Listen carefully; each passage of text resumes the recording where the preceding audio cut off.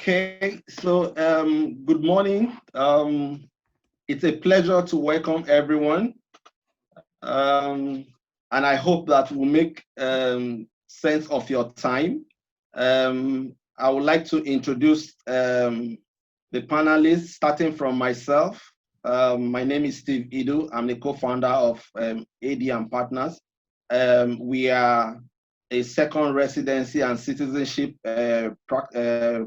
professionals, and we look for solutions that fit investors to get a second residency and citizenship. So I would like to introduce Nicolas Salemo, who will tell us about Investarium, and he is an industry leader. He's been doing years, and also to Pedro. And Pedro is a lawyer who is also grounded in second residency and citizenship. So Nicolas, it's over to you now. Yes, good morning. Thank you for the kind introduction, Steve. It's always a pleasure to work with you and your group, especially in Nigeria, where we know we have a very well established presence and good performances in the past. So I'm very glad that we have this opportunity to share our experience about Portugal. It is a country I chose to establish my family, not for a bit longer than that now. And I'm proud to be a foreigner being able to speak about Portugal, because I think this is a very good choice for a lot of people, including Nigerian citizens, as a place of residency to educate the family and to grow their business. So if we can move ahead, please. Okay.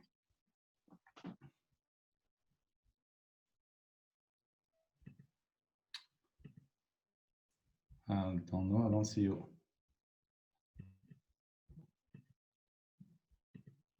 Hello? Okay. So Nicolas, yes, we are with you. Yeah, I don't know, I lost everybody here. Okay. So let me try to recover everything, which I don't know why I'm not able to see. Look, I'm not able to see. I don't know why. It's okay. I will continue.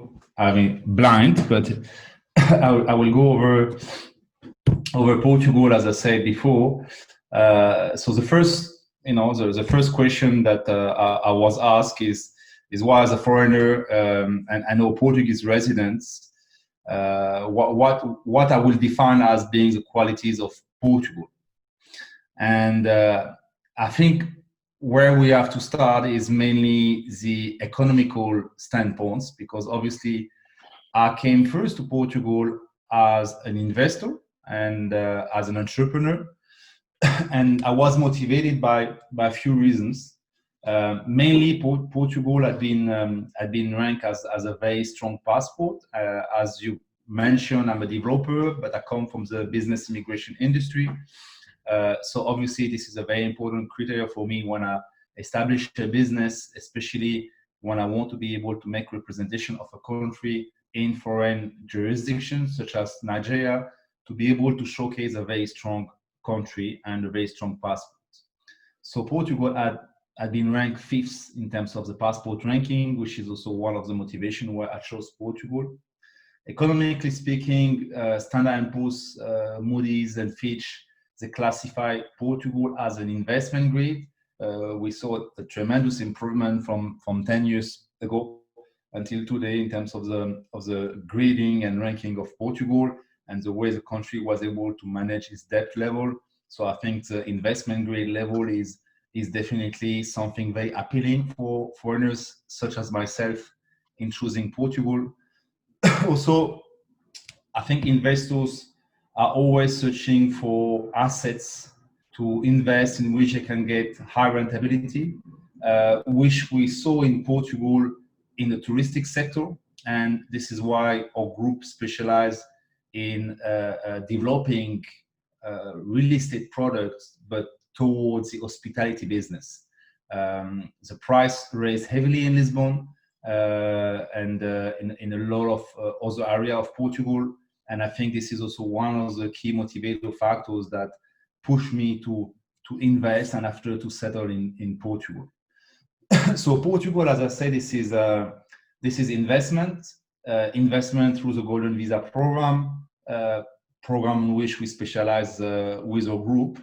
This had been a program put in place by the government back in 2012, and it had been very successful since its inception, especially in the past 5 years. The law changed multiple times to make it more and more attractive, and they always trying to bring additional investment solutions to be innovative as opposed to what exists in the market. And this is why we decided with Investorium to really be a pioneers in few options. Our company's mission is to deliver the primary chartered real estate, and we're trying to do that by providing medium and long term added value to our clients. So we're always trying to mine the real estate gems, and via our team and our combined expertise, because we have not only the business immigration side, but also the legal side, the hospitality side, and the real estate expertise. We are trying to really combine these assets to enable us to conceive sustainable and optimal profitability properties investment.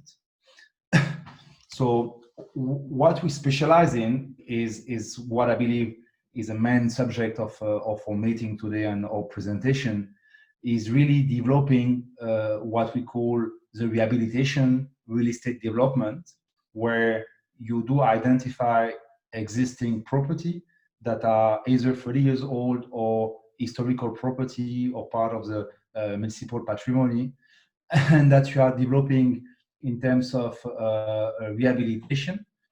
By doing so, you are eligible for a lower level of investment to qualify for the Golden Visa, meaning 350,000 or 280,000, depending on where the asset is going to be located in Portugal. So we developed this expertise, and this is basically what we do. We were the first one in Portugal to do a 350,000 project. We were the first one in Portugal to do a 280,000 project. And we're always trying to push the envelope and being innovative in this very specific field. So I spoke about our teams briefly. We have, a large team composed of many entities, but the executive board is composed of 5 members beyond our CEO that are all have a key expertise. So we have the legal expertise, as I say, we have the real estate expertise, we have the hospitality expertise, and we have the immigration expertise. Because we should not forget that our objective is a combination between bringing value in real estate property for our clients, but also making sure to secure the Golden Visa, which is the pathway to acquire the citizenship down the road. So that's very important for them to know that the partners they are choosing is able to understand and to combine this expertise to deliver what is the ultimate goal, because we're not here to deliver only real estate. We want to make sure that someone comes to us is receiving both performances, the immigration and the real estate.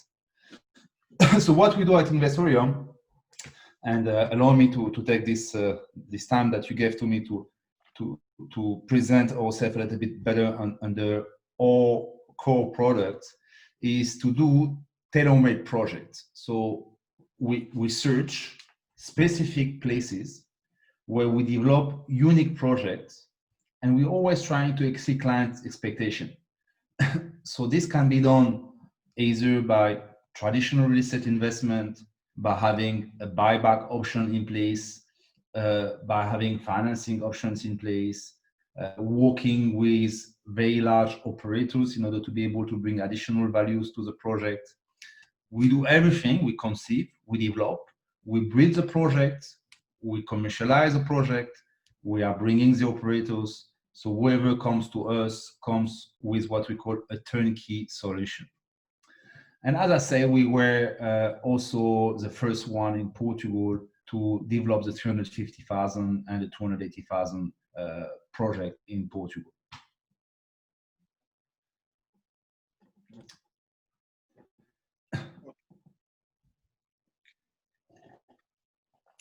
Okay, so thank you, Nicholas.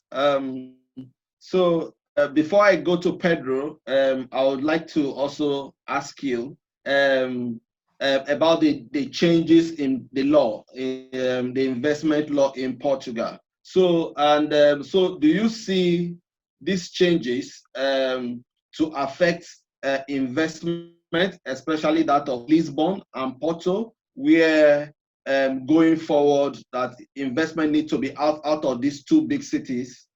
So are you seeing these changes to affect the program?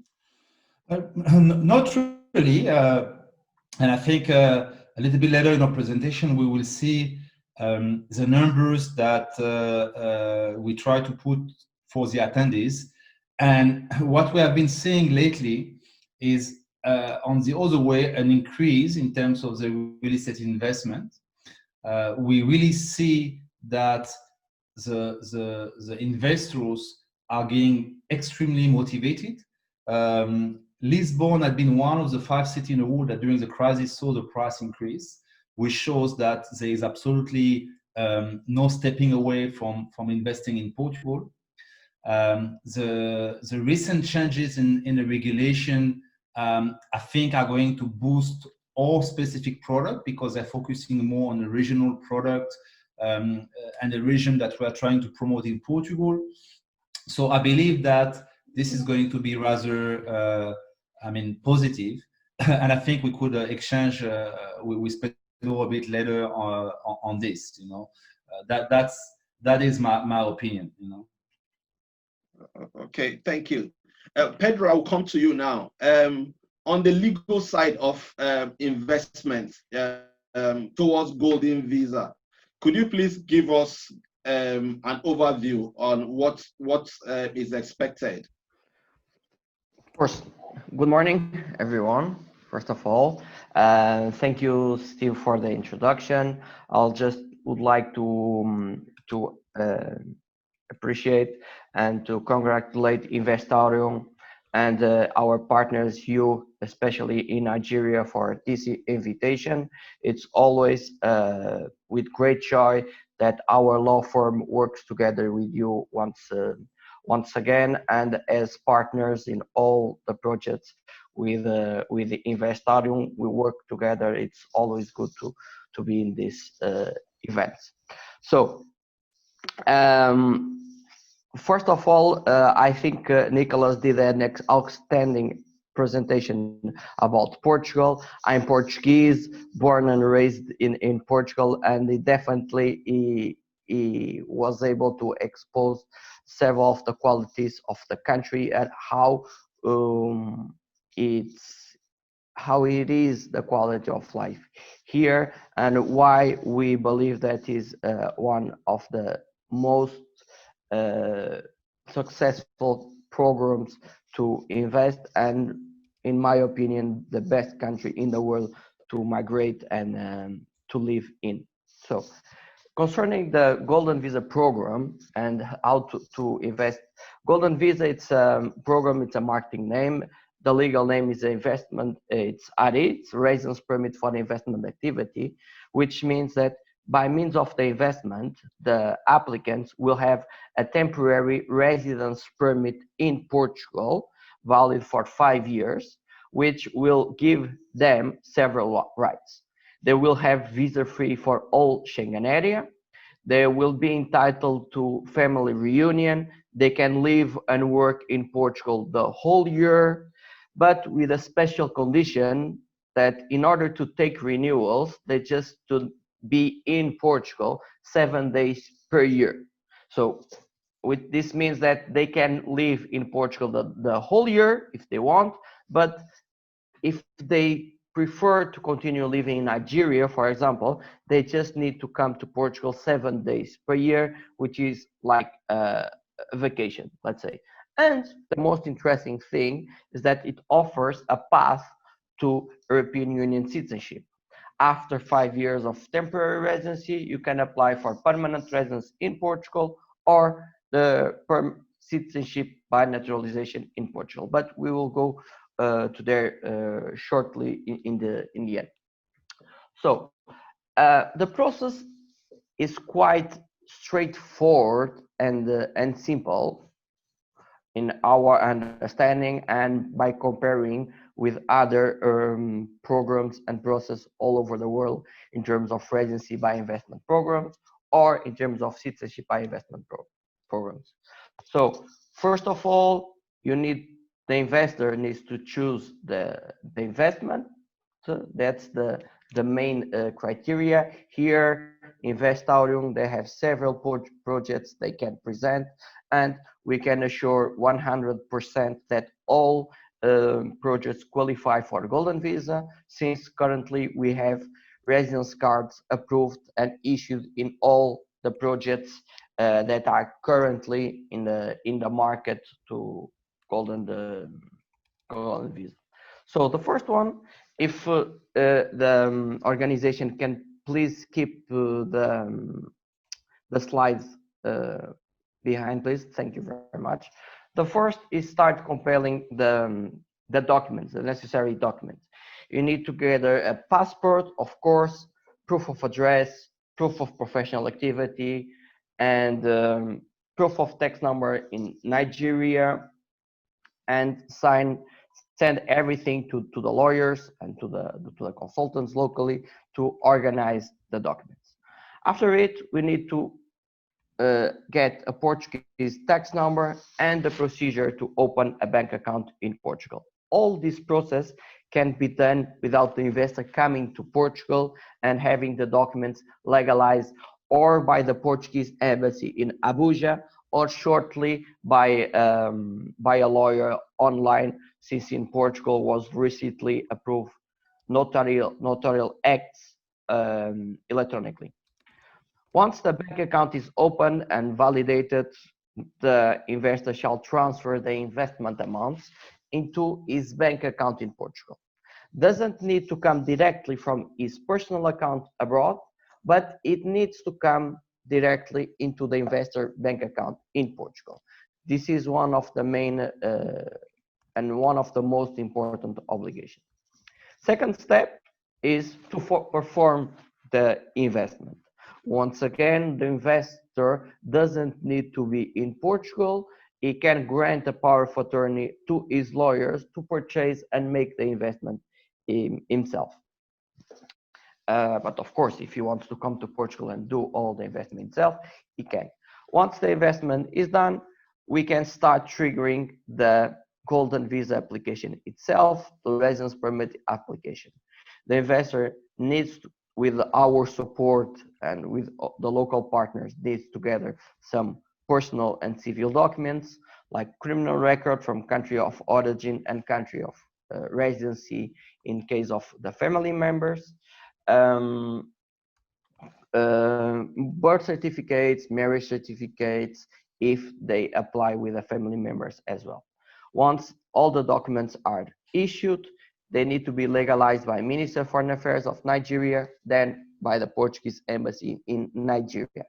Send the documents to Portugal, have them translated, and they are ready to submit. If the organization can please skip prior a little bit the slide, I will appreciate, because it's a little bit pushing. Thank you very much.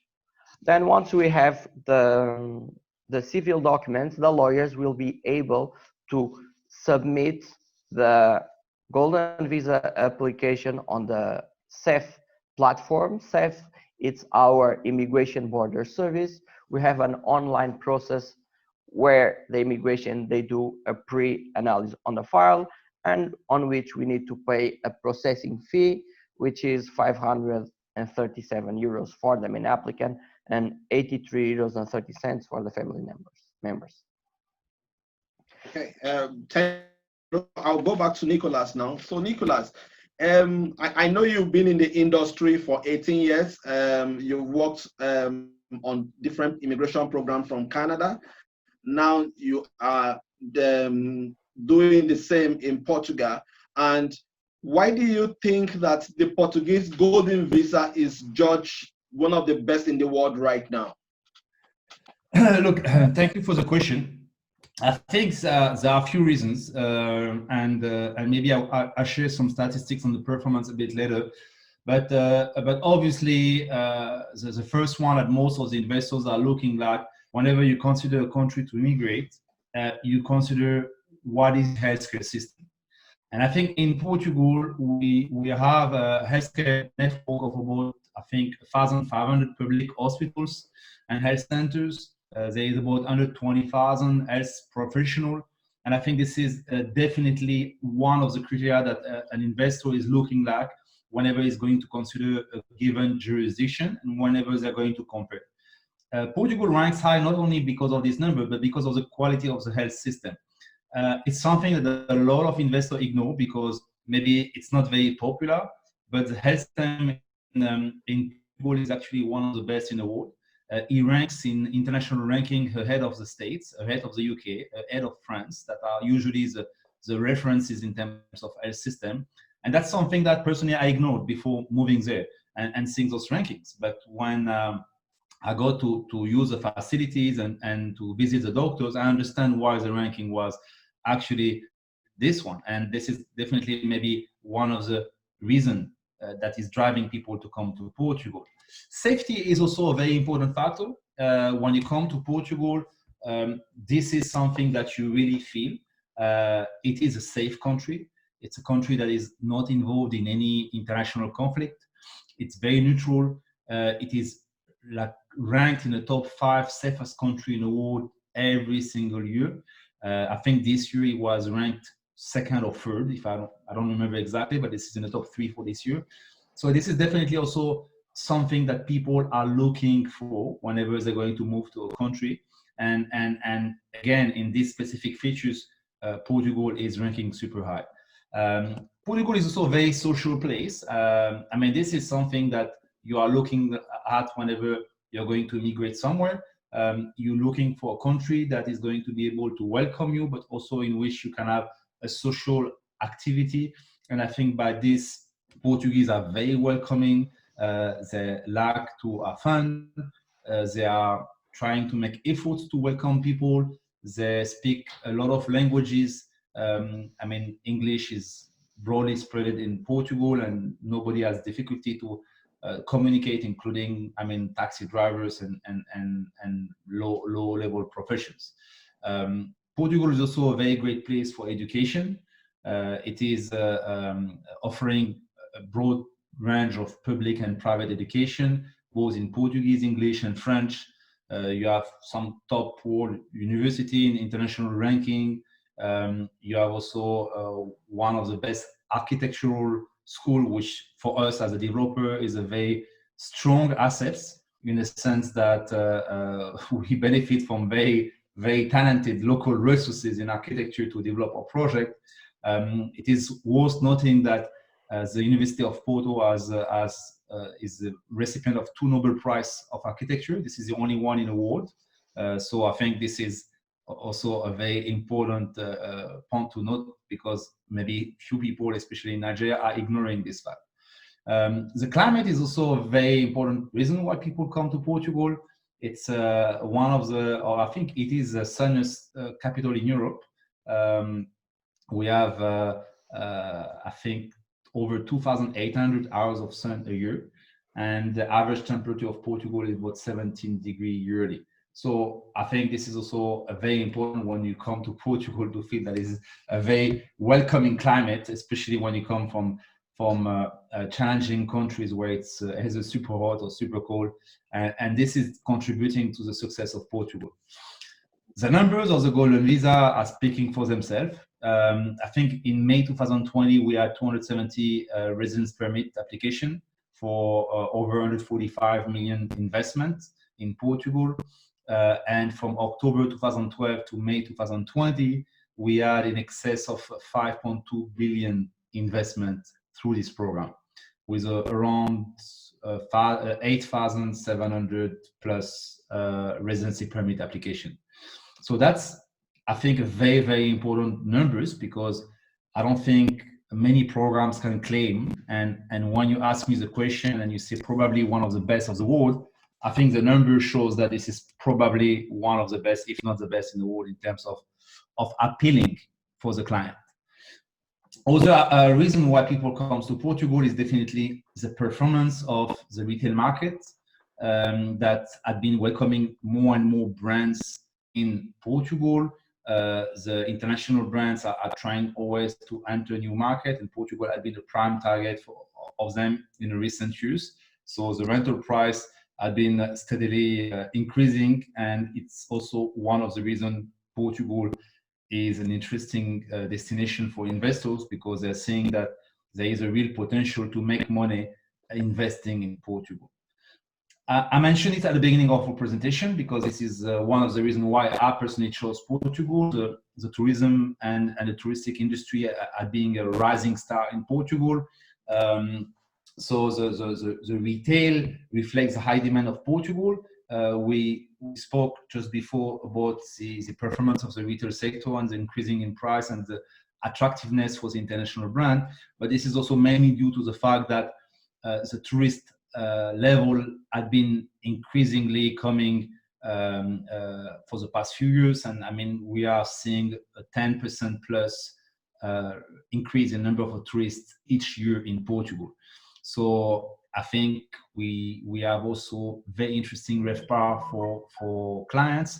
It's in excess of 20%, which is very, very good in terms of hotel standard performance. So it makes Portugal a very, very interesting investment destination. And this is definitely one of the reasons why we decided to develop this particular sector with Investorium, dealing with touristic activity. And I can tell you that I know some people might believe that during the crisis is going to affect tremendously the touristic activity. I've been, traveling inside Portugal during the COVID, when confinement was over, to those high-end destinations that we have in Portugal for touristic activity. And the prices were at the same level. The occupancy was 100%. So whenever you have a good product attached to a good brand, people will continue to come, crisis or no crisis. So this is really showing us and reinforcing our position in choosing Portugal as a place of investment, and definitely highlights the fact that why people are actually willing to invest and make Portugal the star it is today in terms of the Golden Visa program. I mean, in a map of the different international program existing to attract investors. Okay, yeah, I was going to ask you how the processing has been, especially in this COVID era. So have there been some bureaucracy in processing the residency? Look, I think I would like to answer collectively with Pedro to this question, because I think it's something I did witness, and maybe him as a lawyer could expand as well a little bit more. I mean, on our side, we really see a smooth process in terms of the continuity of treating and processing the application, because a lot of the process is made online. For sure, we have some centers that have been performing with a lower level of staff due to the crisis. But I mean, I think overall speaking, the processing time had not been too much affected, with the exception of the appointment. For obvious security reasons, the administration had been stopping seeing foreigners in Portugal. I mean, for a dual reason. I think for the security of the staff performing the interview, and the second reason was because of the almost inability to plan properly the interviews with all the flight cancellation and the closure of the borders. But maybe Pedro can also share his insight on this particular question. Okay, so Pedro, we would like to hear from you on the bureaucracy, if there are any bureaucracy in terms of application, and also the steps that needs to be taken. Before that, Nick, I will also come back to you so that we can discuss the projects. Yeah, definitely. You want me to go over the project, or you want to hear the answer of Pedro first? No, I want Pedro to answer in terms of the processes now. Okay. Getting back, I was explaining on the process before. So once the online application, as I previously explained, is submitted, within 1 month or less, the online application is approved, and we are able to schedule the appointment in Portugal for the biometric. It's on this point that the investor must come to Portugal on the first time to submit his application and have a legal entrance in Portugal. So the investor and his family come to Portugal for the biometric and submits all the original documents like the title deed of investment, criminal records, and so on. Okay, so yeah, go on, Pedro. And once the application is submitted in Portugal, in about 4 to 6 months toppest, we shall get the approval of the golden visa permit.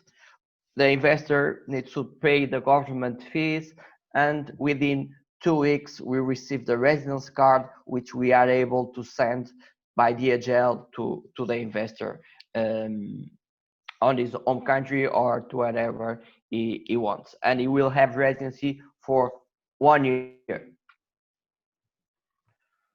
Okay, so just a follow-up to that. So you have your first residency for 1 year, Yeah. and this is supposed to be for 5 years. So what happened to the other 4 years?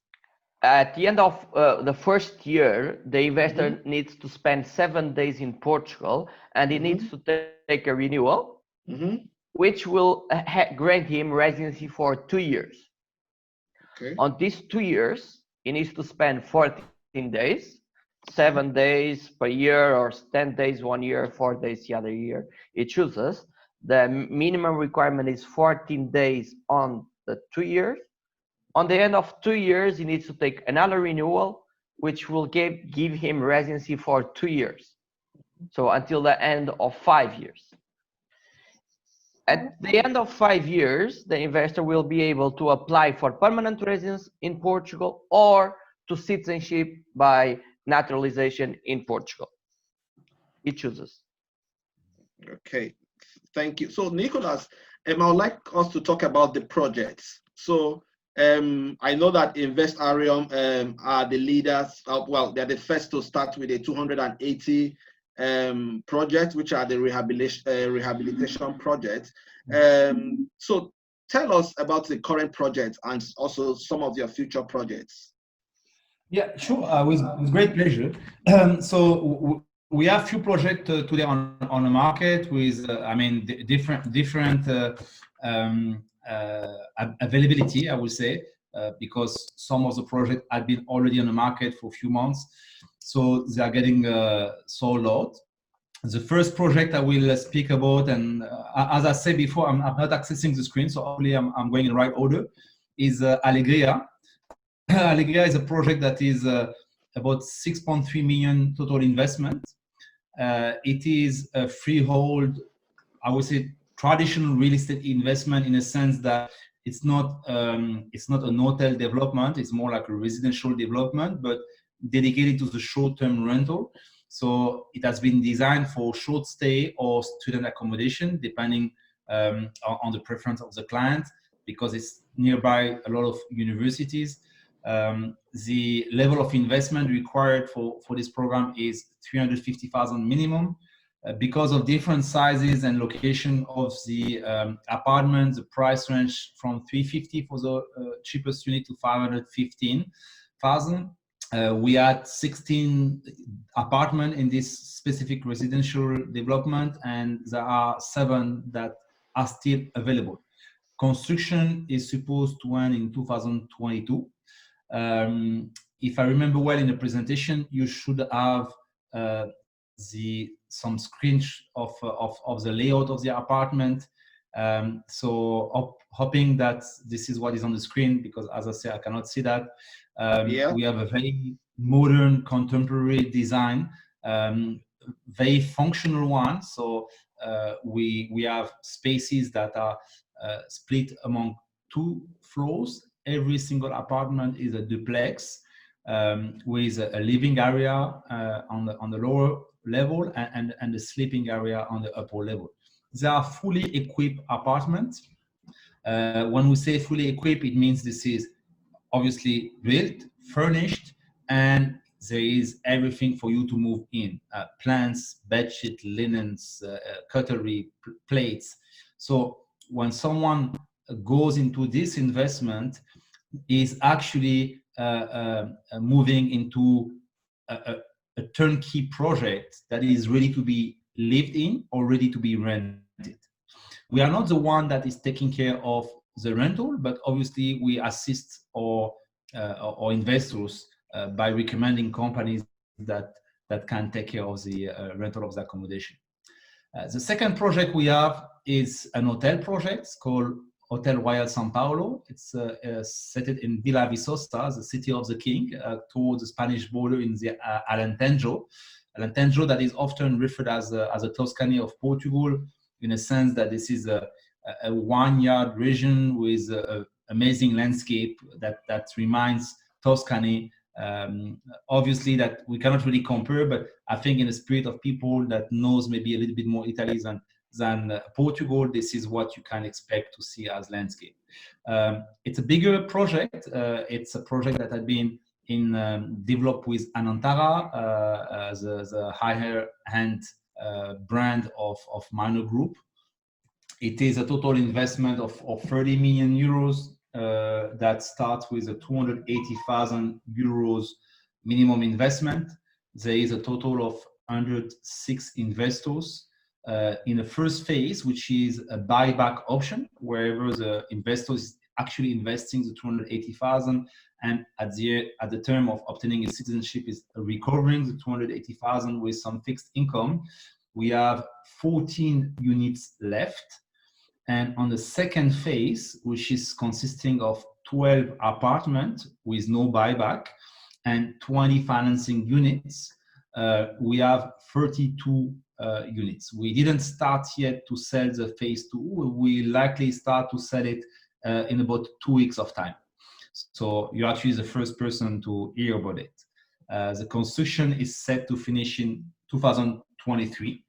The project is really marvelous. It's as I said, in Villa Viçosa, in the heart of the city, with virgin landscape, view on the castle, gardens. It is a former monastery that had been transformed into a factory. We really took care of keeping both history, because we believe in developing storytelling properties. I think it's very important as a tourist to understand that, and as an investor even more, because this is where you see people will keep on coming to visit, because the place has something to tell you.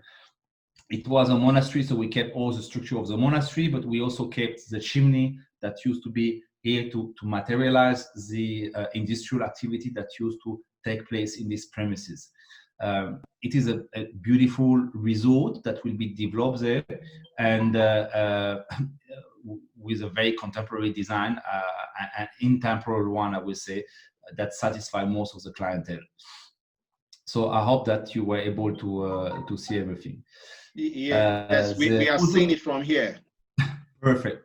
The other project that we have, and I think after, for any clients that will be interested, they will reach to you, Steve, and you have access to all the information to share. So the third project I wanted to introduce to is a project where we have, we almost finished to sell it, but if some investors are interested, I think it's worth noting. It's Cascais 1899. It's a luxury boutique hotel set in Cascais, facing the near the marina and facing the citadel of Cascais. It's a prime AAA+ location. It's a former palacio. It's a total investment of 11 million, made of 350,000 buyback slots. There were 32 slots and 3 are available. The construction is set to finish in 2022. It is a real gem in the sense that this property has so much history from all its owners. and it even appeared in some James Bond movies. So the concept is very interesting because we kept the full structure of the Palacio, that is the historical property from the 18th century, and we added a cooperation with a very famous Portuguese artist that is named Vilch, that is specialized in creating art by micro explosion. And all the back building that had been created and added to the old structure is actually designed by him.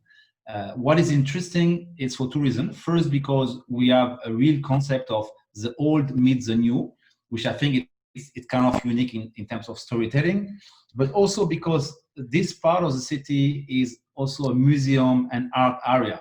So by bringing these artistic features to the project, we're really, enhancing the clientele's and you know the spirit that you are acquiring whenever you want to visit Cascais, and specifically this area of Cascais. So we are very proud of this project. Then I'm going to speak about what is coming. It's mainly one large project set in the Douro Valley, and many of our collaborators are from the north of Portugal. So Douro is the jewel of the northern part of Portugal. This is a very famous river that goes up to Spain. It is a microclimate where a lot of the vineyard of Portugal are sitting, and this is where a lot of wine is being made.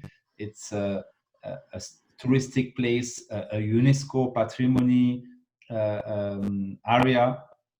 The project is seated in a place called Bagauste. It is by a dam, so it's a very quiet area, and it has an amazing view. It consists on, we still don't have the final numbers, but it consists of about 60 villas and floating houses, 16 floating units, with an investment that will be over 55 million euros.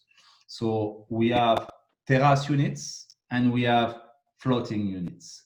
So it's a very, very interesting concept. The terrace villa is going to be set and embedded inside the hills, so you will barely see them from the river. So we are really keeping all the shape of the hills and the vineyard. And the floating halls are going to be really keeping the feeling of the sea, of the river. And we like the concept because I think this is Portugal. You know, Portugal is about, as I say, social. And I think the wine at being one of the elements of the social activity of Portugal. It's about safety, environment, and I think by imbricating all those villas inside the environment without distorting it, we are really respecting it. And Portugal is also known for its navigators. I mean, Magellan was one of the most famous one, and having floating units, I mean, we kind of giving and honoring this part of Portugal, which had been a very important one in conquering the world and creating this social network and melting pot of people always being well together. So this is our new project, and I mean, it's going to be released by early next year, and of this year or early next year, and we'll be very proud to be able to present it maybe in a different seminar. Okay, thank you, Nicolas. So Pedro, I would also like to come to you quickly.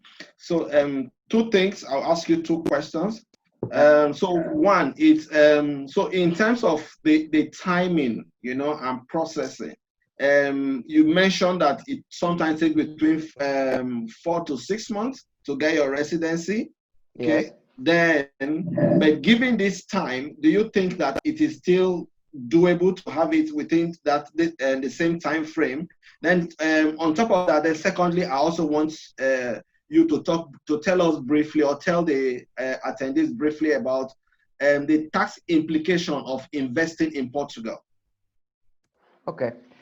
As Nicolas mentioned, the current pandemic didn't had a big impact on the current application process, because most of the process is online. So even people in quarantine and safe officers in lockdown, they were able to process the applications online.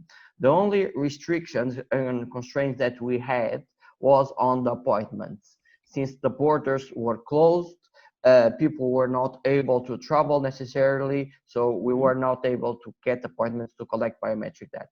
This created a little delay on the new applications only, but the ones that were already submitted and under process did not have any delays. Actually, I think they had a push up because we didn't receive much more applications because borders were closed, which enable current current files to have a speed up on its processing units. Also, I believe that borders are opening fast. I believe that in 1-2 months, Portugal will and people will be able to travel to Portugal without any exceptional reasons. You just need to bring a negative COVID-19 test, which took 72 hours before the flight. So no quarantine unless you test positive on your COVID-19 test. So I guess things will keep going very fast. In terms of taxation, Portugal, we don't have worldwide taxation like the US, for example, and we have non-dual taxation agreements with almost every country in the world, which means that if you are a tax resident abroad and are not a tax resident in Portugal, you will not pay taxes in Portugal over the income that you get abroad. In Portugal, the income that you get in Portugal, you will pay taxes in Portugal. So if you invest, for example, in one of the products of Investarium, you will have an income, and over this income, you will pay tax in Portugal. But this is the only matter that is more relevant. And in terms of taxation, Portugal, we have one of the best tax regimes in the European Union.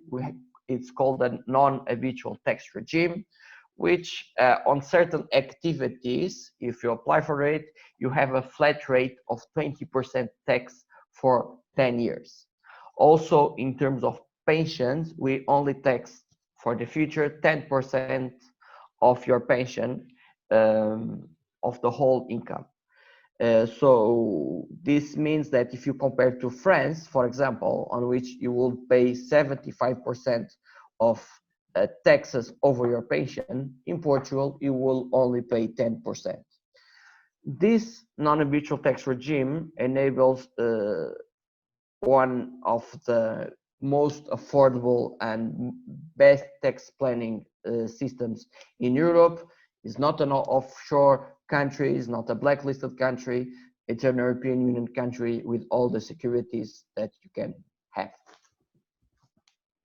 All right, thank you. So if we do have any questions from the attendees, I think at this point they can send us any questions so that we can, if it can be directed to me, Nicholas, or Pedro, and we will also like to answer your questions if there are any questions.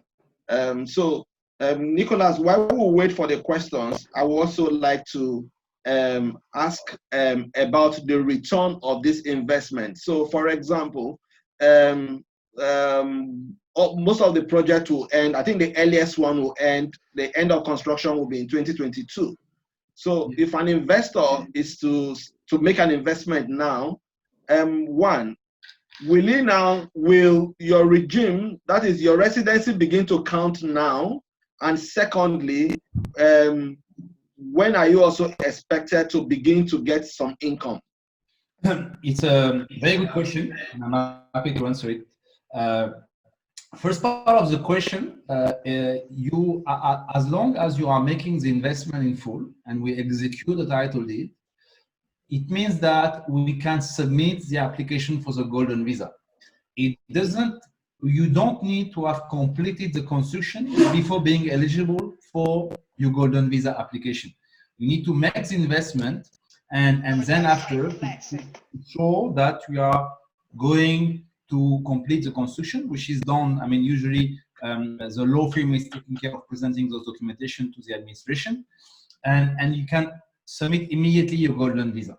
The second part of the question, when it comes to the income that is generated, the income is only generated from the first year of operation, meaning that during the time of construction, we have no income that is paid.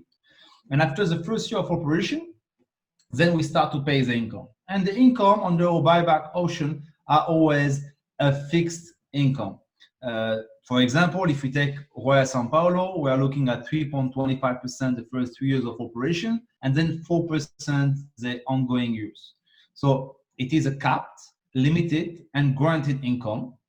So we know in advance, whenever you go under, let's say, for example, you investor is choosing one of the 14 slots available under the buyback option of Royal Sao Paulo, he knows in advance that he will invest 280,000 plus the fees related to the investment and the VAT on rehabilitation. He knows that this 280,000 is going to get it back after once he gets his citizenship or after 7 years. And he knows that he's going to get a fixed income that is going to be paid to him until he gets his citizenship. So all this is known in advance. If you take an example, for example, of Alegria, which is a freehold property, then again, you will imagine that it's difficult to rent a property until it's built.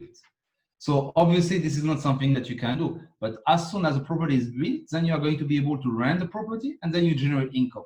The difference between Alegria and Villa Viçosa will be that in Villa Viçosa, you secure your capital because you know that you're going to invest 280 and get back 280.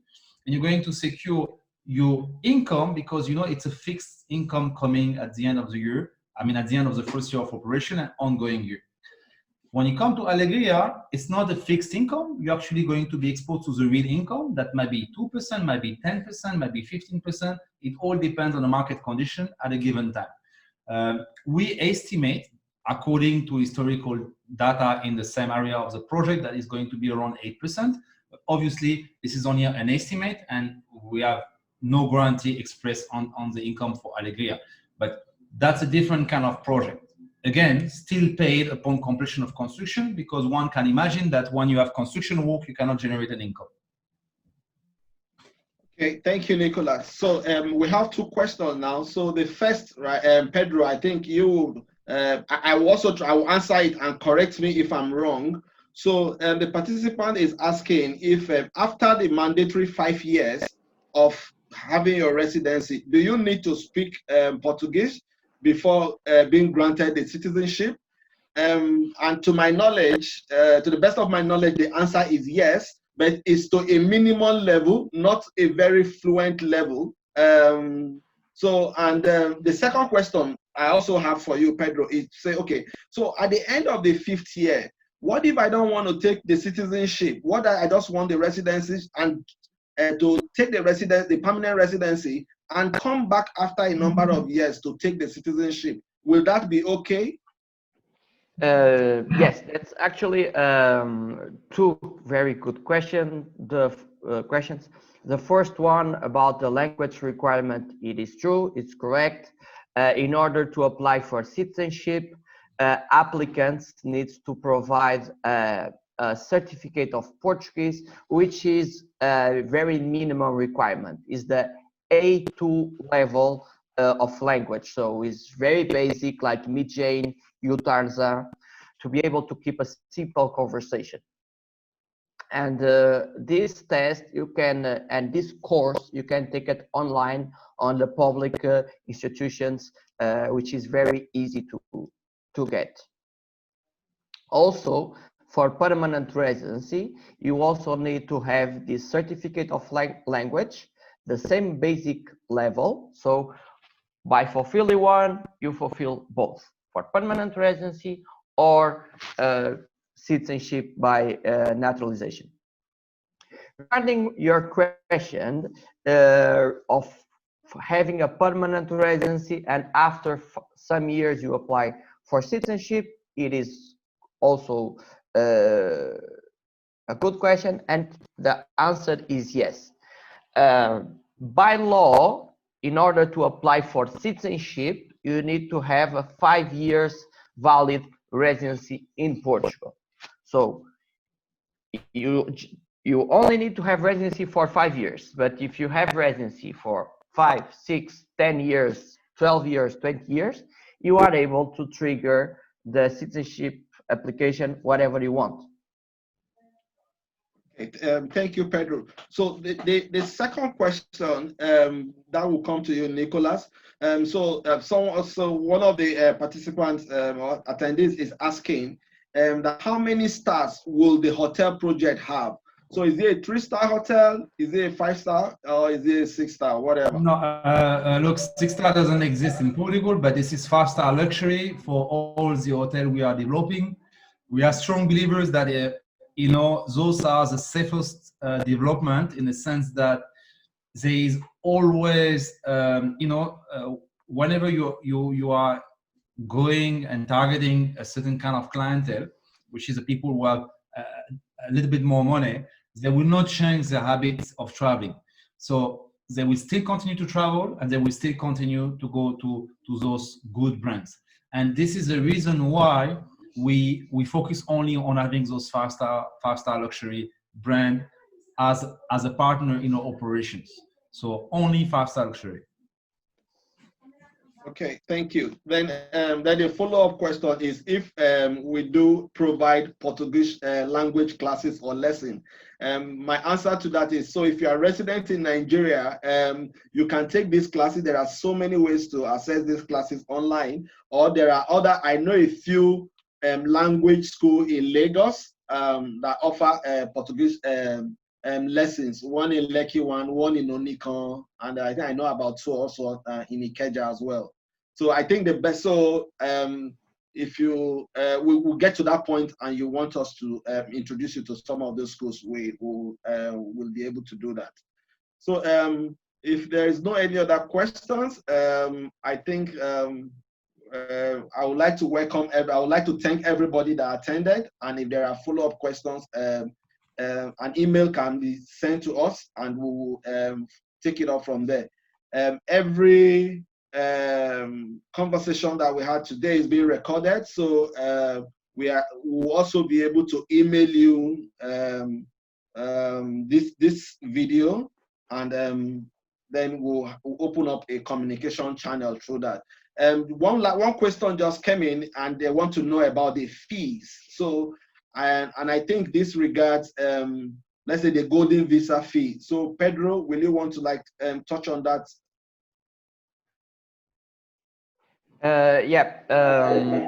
In terms of government fees, for the golden visa, this is government fees. You have processing fee, which is 500 euros of processing on the main applicant, and 83 euros on processing fee of family members. And once it's approved, for government fee, you need to pay 5,336 euros per each family member, each person, to get the golden visa. Then on each renewal, you need to pay the fees of the government renewal fees, around 2,600 euros. Regarding the fees of the consultation, I think this Investorium Nicholas can provide. We also have some legal fees, but we have special prices for Investorium, which are included on the services as well. Yeah, as you mentioned, I think it's important to mention this. I mean, whenever you invest in the golden visa, it's not only the investment. I mean, you have fees associated to the project, can be architectural services, can be different taxes to be paid to the government. Sometimes this is IMT, sometimes there is no, because it's included. We have the legal fees that are included. We have some hospitality fees that also are charged to the client to be able to service him.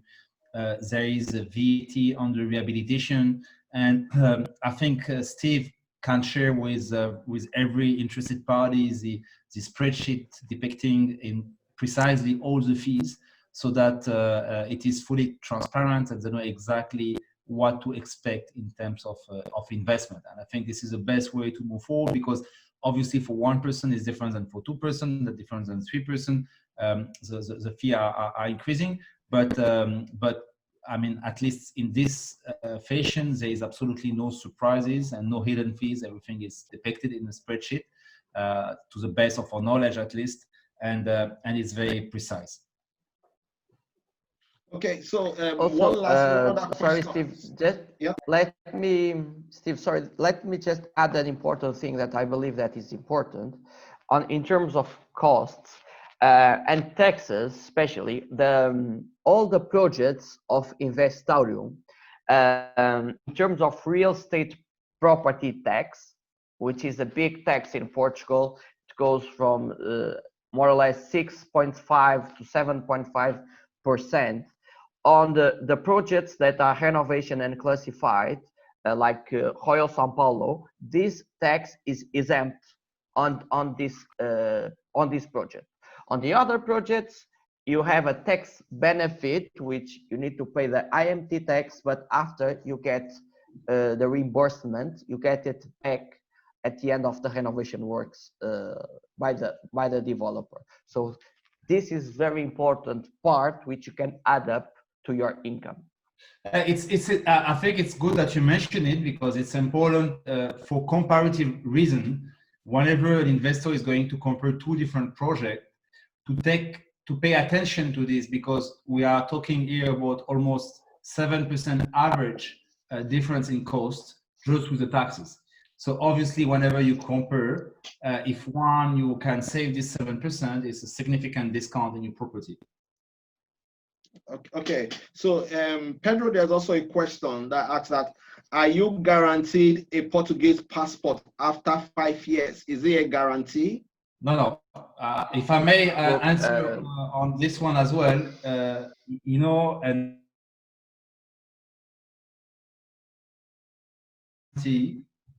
for any citizenship in any country in the world.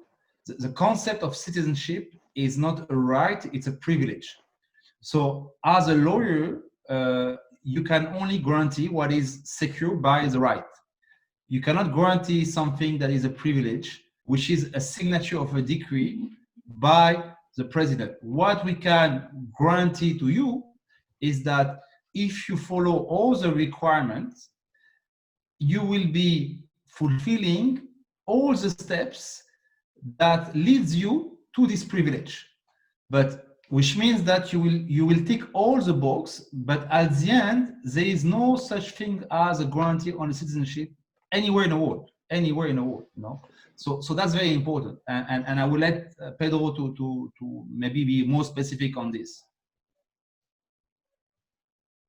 Exactly, as Nicholas informed, being, to be honest, the best immigration consultant in the world that I know of, and you can have a lot degree by equivalence. There's no guarantee of having the passport, no guarantee of having the citizenship. What we can guarantee is that we can present a path to citizenship and all the legal requirements that the investor and his family members need to provide and fulfill. So of course, if you fulfill all the legal requirements, everything by the book, like we present, there's a high chance, very high chance to get the citizenship.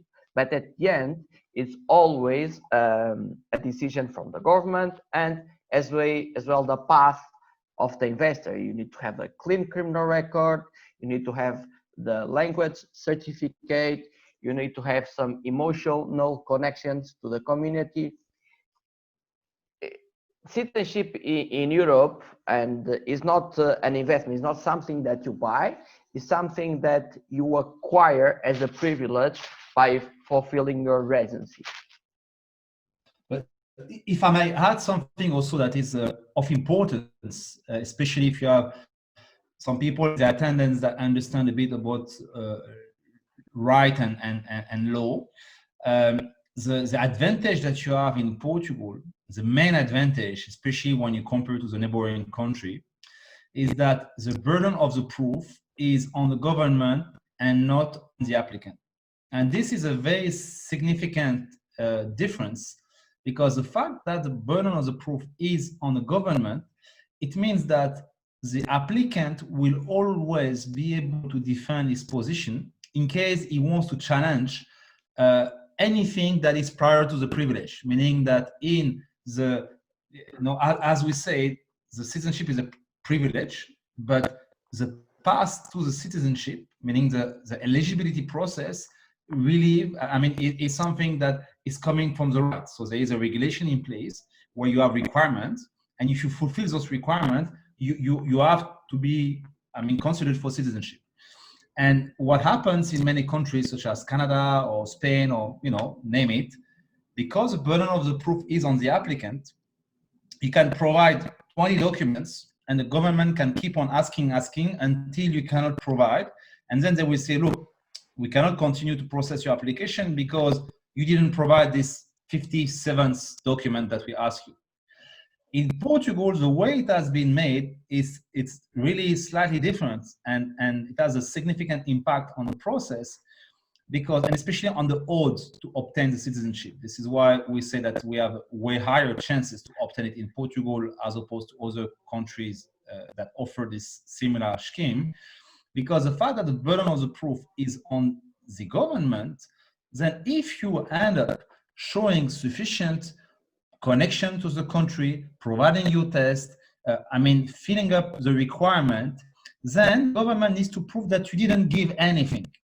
And because it's way more challenging on the legal point of view to prove that you didn't give when you gave, then as long as you fulfill those requirements, you are almost certain to reach to the eligibility process, meaning that it's going to be only left the appreciation of the vice president or the president to sign the decree of citizenship.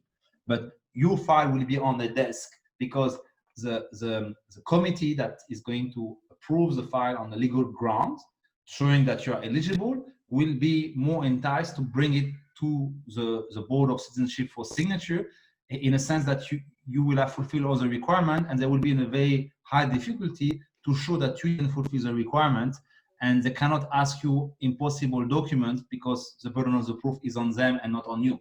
So that's an important, difference. And I always like to highlight it, because we have a lot of people that are, discussing about Spain, about Canada. They have some bad experience in Canada with that regard. And I think Portugal had been way smarter in the way they designed their program to attract investors, because the way the law of citizenship is designed is really giving some security to them. And they know that if they fulfill those requirements, if they actually make the effort to make the connection, if they make the effort to have the A2 level to learn the language, most likely they will get it. And we've seen many people getting it. So it's not like we had a complete cycle already performed by some investors. So I think it's very important to mention this detail. I can give here a few numbers. Last year in 2019, we have 181,000 people acquired Portuguese citizenship. Of course, we are a small country. We have 10 million people. So 181,000 people having almost 600,000 euros of immigration of foreign people living in Portugal. It's a high number. So which makes that in these terms of official numbers, only about 1% were rejected. And it doesn't mean once you are rejected that you cannot apply anymore in your life. If you get rejected, you can apply again on the day after. You just need to provide the document or what reason the administration and the government understood that you don't fulfill. And I think it's important also to bring, because Pedro mentioned some interesting numbers, and continuing on numbers, you need to understand also the policy of immigration of Portugal. It's a country that has a very low population, as Pedro mentioned, and that needs to grow its population to be able to build a tax base for its future generation. And Portugal, for the first year, last year, had a positive growth of its immigration base and of its demographic numbers. And this is 100% linked to immigration, because the non-immigrant, I mean, the Portuguese descent are intending to have fewer babies, when the immigrants are actually more productive in terms of demographic contribution. And the demographic boost has been 100% due to immigration, which shows that immigration is very important for Portugal. And because of that, we are strong believer that this program is not going to stop anytime soon, because this is something that Portugal needs. Basic terms, we need more Portuguese people. We need. Okay. So on this note, I'd like to bring this section to an end. And so for the attendees, we are going to send them email. And if anyone do have further questions, and I am always available to answer your questions. The ones that I cannot answer, I can book for a section either with Pedro or with Nicolas to answer your direct questions. So thank you for attending today section, and it's a pleasure to have you all. Thank you for. Thank you. All right, thank you.